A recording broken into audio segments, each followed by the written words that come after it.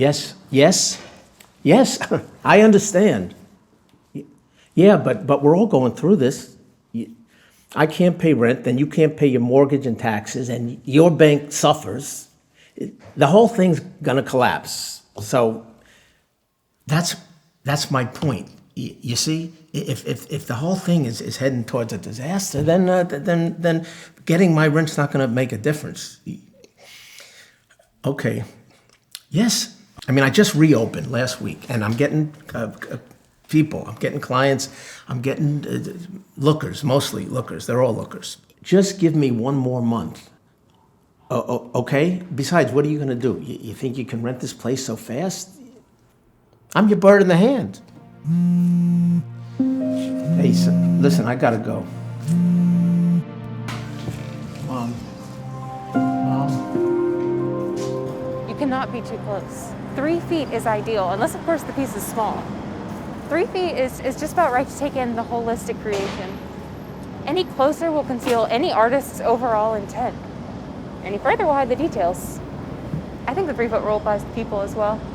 Faces, you can tell whether or not someone is anxious, listening, how they feel about you, how they feel about themselves. You can do all that looking at one face? At 3 feet, yes. Mom, I'm sorry. I left the check. I forgot the check. Next week, okay, I promise. It needs to be something bizarre, offbeat, maybe even freakish. Freakish? Yes, freakish. I want those neighbors with their noses in the air to gasp as they set their eyes on it. I want them to choke on their strawberries and champagne as they wonder what on earth it could be. That's a tall order. I have faith you'll help me find it. But I'm sorry, Ma, I gotta go. Oh, I think this is it. That looks like something that a 4th grader would take home to their parents. Shows what you know.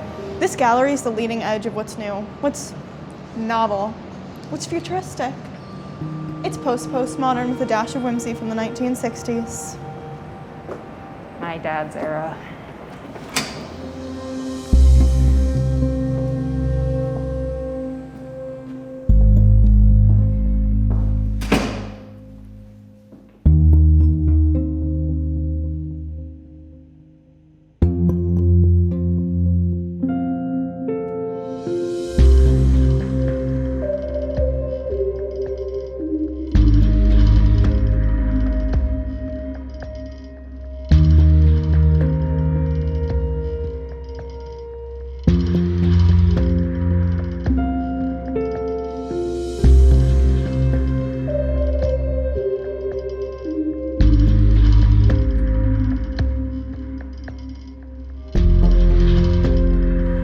Good afternoon. Oh. Hi. You'll let me know if you have any questions? Yes, why is that hanging in an art gallery? Excuse me? This is a painting about memory.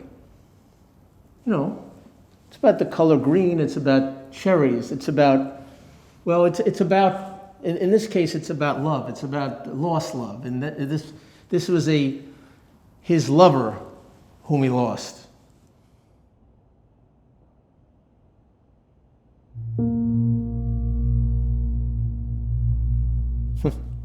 Sometimes it's about the artist and not the art. How depressing.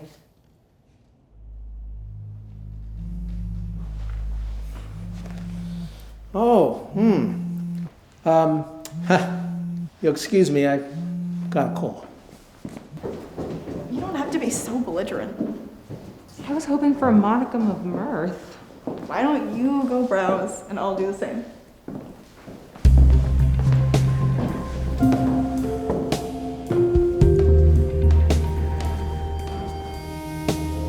Of course things are slow, it's a pandemic.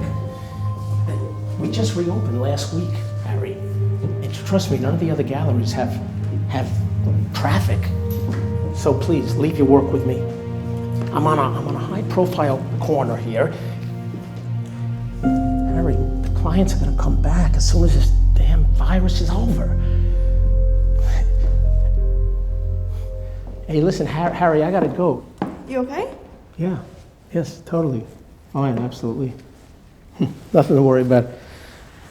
I know that's not true, Dad. Tell me about your prospective client. Very real possibility. Unusual circumstances. She's required to invest in art or else she loses her inheritance. The last 3 people you dragged in here. I didn't drag anyone. They were all potential buyers who had faith in my taste and credentials. It's too risky, Suni. It's too risky steering people to your father's gallery. There's a pandemic that's decimated the art world, not to mention our family's economic future. And what's a little help from your daughter? Because it's wrong. Mom would agree with me. I don't want to argue, okay? What matters is that this client has to spend $500,000. $500,000.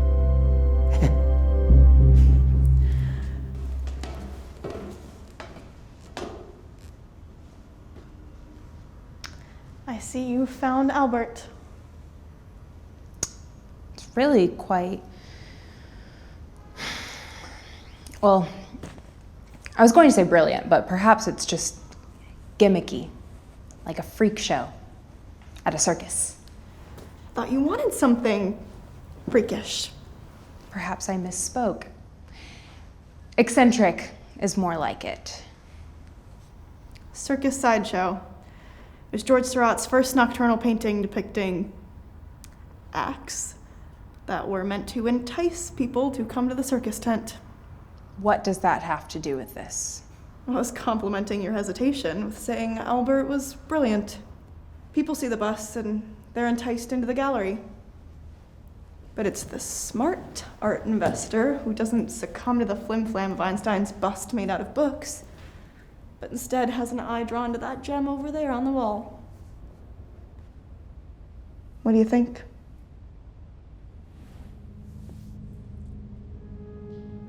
It's bewitching, sort of. It's offbeat. Eccentric. Idiosyncratic. This will truly impress your Hamptons neighbors. And it will reflect that you are an intelligent investor.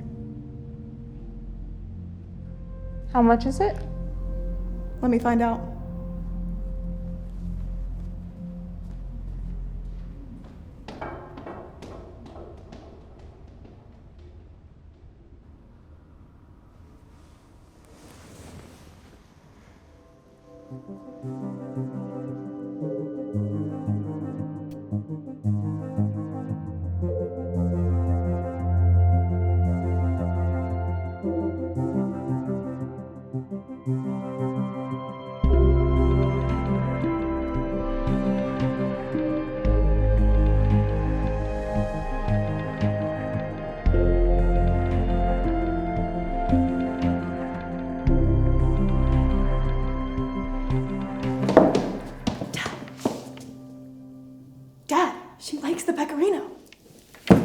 Enough to buy? She wants to know the price. It's $175,000. Forget that. Say it's $575,000. I'll negotiate you down to $500,000 because that's where we need to be. You're serious? That's fraud, Sony. Dad, the last time a pecorino sold was like when?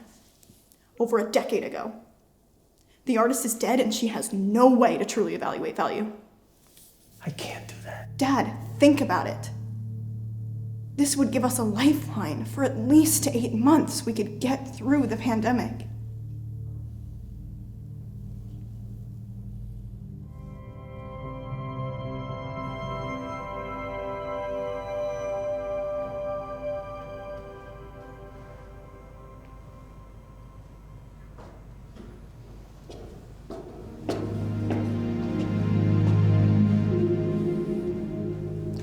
I hear you're interested in the pecorino. Yes. Well, you got a great eye. It's a masterpiece. You'll only find a painting like that in the most important art collections. Really? Why this? Well, it's got... The colors bleed. as if they rise off of the canvas. And the brush strokes are nearly invisible unless you get very close, like 3 inches. That violates my rule. Rules can be helpful in art, but they can also be limiting. This is what makes a pecorino so special. It changes with the distance in which you view it, even at 3 feet. How much is it? It's $575,000. Really? I thought it would be twice that. Well, the pandemic has lowered prices. So you're saying now is a good time to buy? Yes, if you believe the market will recover. Of course it'll recover. I'm afraid that the price exceeds my monetary limit. Miss Ramon's limit is 500,000. Oh, I'm sorry to hear that. I've got other pieces that you like. Wait, though. no. Could you call the Pecorino estate and see if the price could be lowered to 500,000? That would be unprecedented.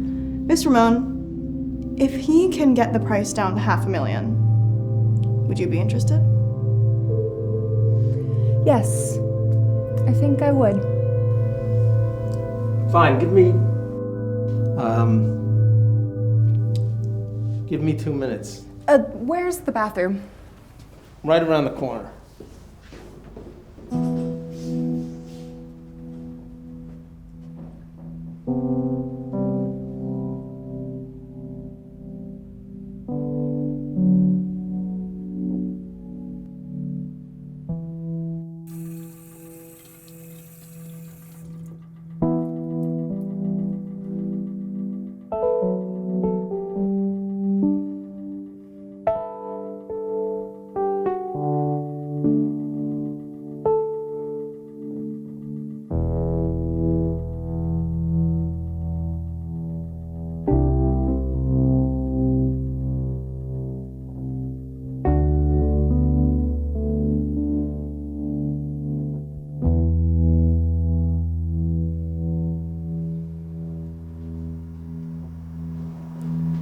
Good news, the Pecorino estate has agreed to sell the piece for 500,000.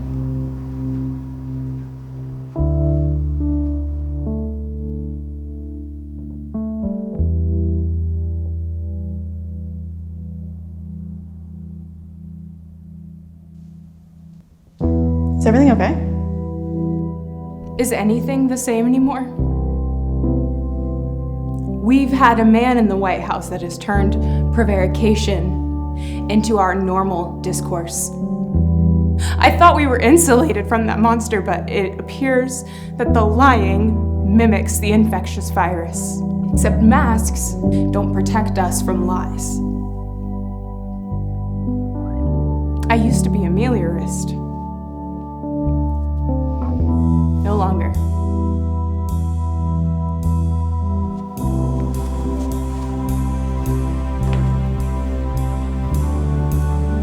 What's a meliorist? It's a belief that the world continues to get better.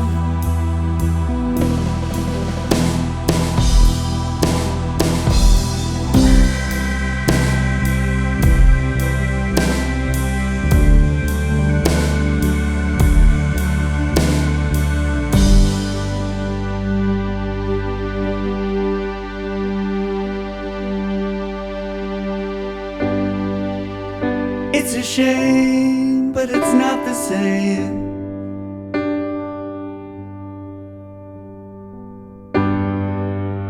It's a shame, but it's not the same.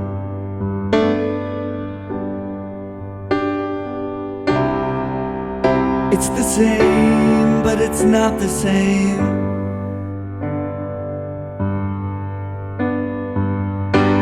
And we could go play by play, decide where to lay the blame, but it's not the same. And it's a shame.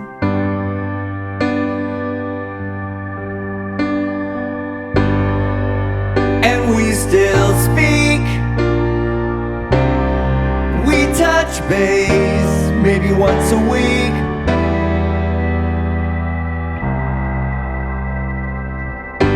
And just still talk a blue streak. I play along like it's a game. the same. And it's a shame.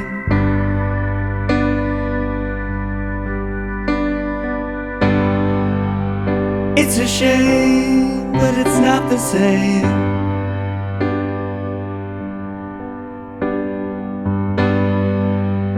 It's a shame, but it's not the same.